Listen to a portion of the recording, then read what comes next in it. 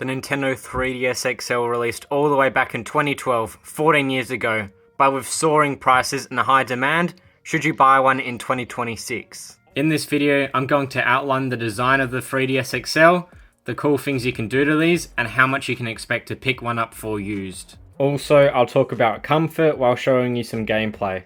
If YouTube has recommended you this video, you're most likely into gaming, and that's pretty much all my channel is. So feel free to have a look at the other videos my channel has to offer currently.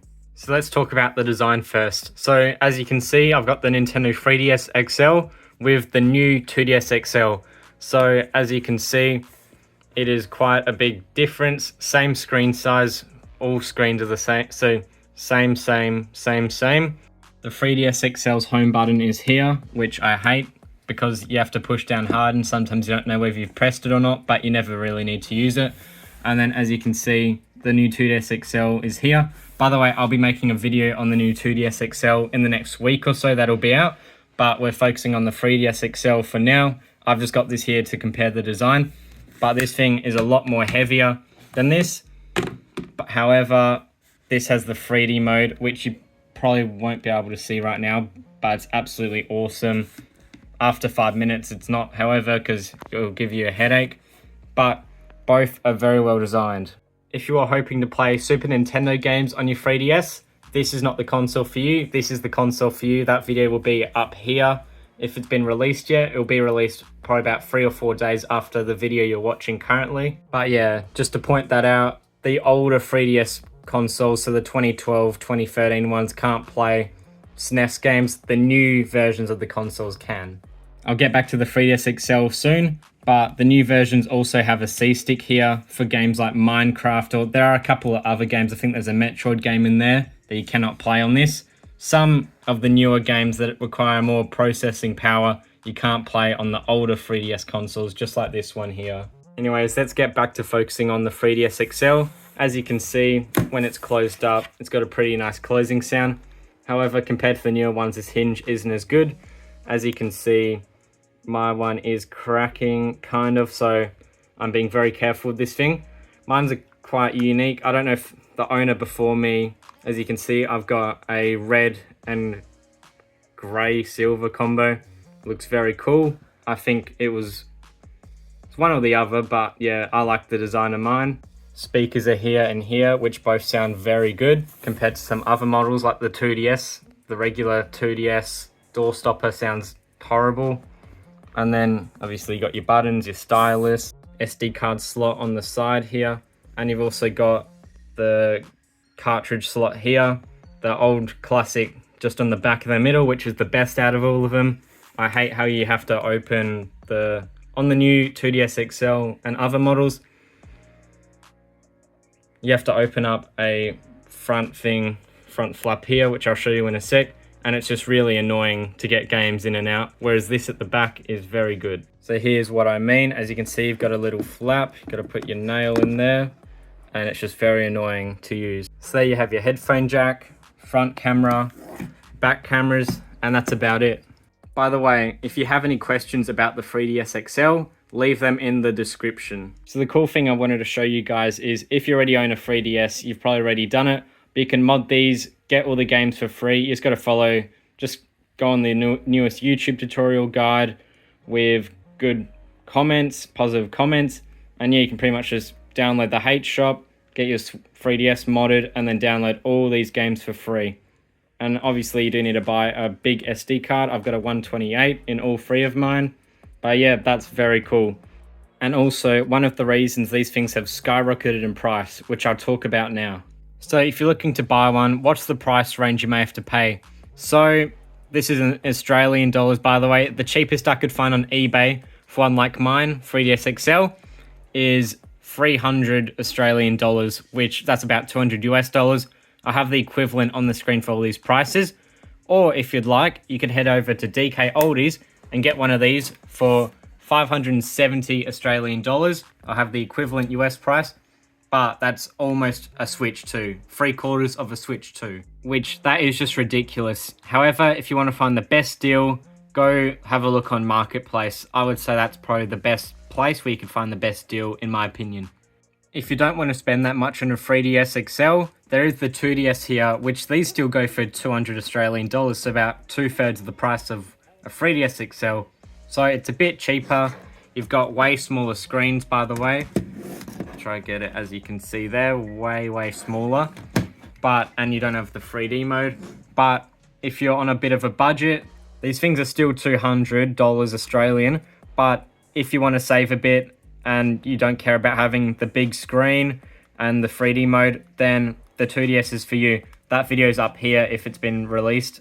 Now I'm going to play some games and talk about the experience of one of these things. So as you can see, I've got Mario Kart 7 running on the Nintendo 3DS XL, and it's a very good experience. It's very comfy as well at the moment. The speakers, as you can hear as I go off track, they do sound pretty good. So they're coming from here, remember? So they are pointing towards you, unlike a console like the 2DS XL or even the 2DS. So these do sound very good. I've turned them down now, but I would say they're probably a tiny bit quieter than a Switch Lite. So more than enough for this thing, to be honest. And the graphics on this feels like a very smooth 60 FPS as well, as most new games aren't these days, unfortunately, on the Switch 2 even. But yeah, the developers, and I'll just make this here. Overall, very good, and this is the best game. Unfortunately, you can't play it online. However, there is this thing you can install, this mod called Pretendo, where it's like fan-made kind of servers. And yeah, you can actually play on that somehow, which is cool. And as I just turned the 3D mode on, as you can see there, it's very cool feature, but after 2 or 3 minutes, you probably turn it off. Like, it's actually really cool. Even on the old 3DS like this and 3DS XL, they're not usually the best for 3D. The new 3DS XL and 3DS are the best for that, the new models. Not the 2DS, because that doesn't have the 3D. But it's a very cool feature to show to your friends, honestly, and look at for a bit before your eyes get sore or your brain, you start getting a headache. So here is Toad Treasure Tracker. You may have played it on the Wii U or even the Switch. And to be honest, the 3DS version is probably the worst version out of them all. It just, as you can see, the graphics aren't even bad. Like, they are 30 FPS, as you can probably... Well, it is 30 FPS. It's on the harder side to run for like a Wii U or a 3DS, kind of like Minecraft, but it's better than that, of course. But I've completed this game. This is the first level. Completed it on the Switch and played a bit on the Wii U as well. I haven't really got into it on this because I don't really need to.